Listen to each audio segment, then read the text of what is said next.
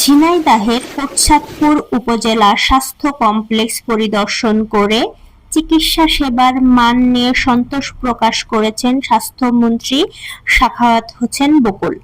রোববার দুপুরে হাসপাতাল পরিদর্শন শেষে সাংবাদিকদের তিনি জানান, চিকিৎসকদের শতভাগ উপস্থিতি পেয়েছেন এবং রোগীদের সঙ্গে কথা বলে সেবার মান ও ভালো পেয়েছেন।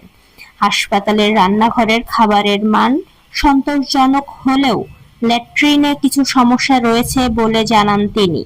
এ সমস্যার সমাধানে সংশ্লিষ্টদের নির্দেশ দেওয়া হয়েছে। স্বাস্থ্যমন্ত্রী আরও বলেন, 17টা বছর এদিকে কোনো নজর দেয়নি। আমরা নতুনভাবে এই স্বাস্থ্য সেবাটাকে সাজাতে যাচ্ছি। আমরা এই উপজেলা হাসপাতালগুলিকে আমরা 150 থেকে 101-এ রূপান্তরিত করার জন্য আমরা পরিকল্পনা গ্রহণ করে কাজ শুরু করেছি। আমাদের মাননীয় প্রধানমন্ত্রী ইনস্ট্রাকশন দিয়েছে না 101 না, আমরা 151-তে যাবো ইনশাআল্লাহ। সেইটার জন্য আজকে থেকে কাজ শুরু হয়েছে। নতুনভাবে ডিপিপি তৈরি করা হচ্ছে। আমরা যখন 101 শয্যা বিশিষ্ট উপজেলাগুলি করে ফেলবো, এইসব হাসপাতালের উপরে প্রেশারটা কমবে।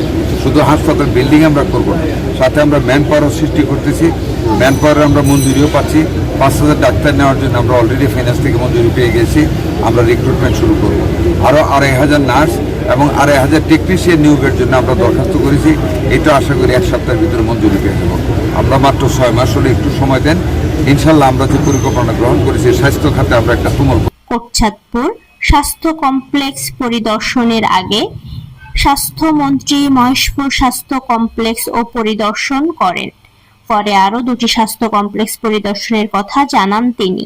এ সময় উপজেলা প্রশাসন, হাসপাতালের চিকিৎসক ও স্থানীয় বিএনপির নেতাকর্মীরা উপস্থিত ছিলেন।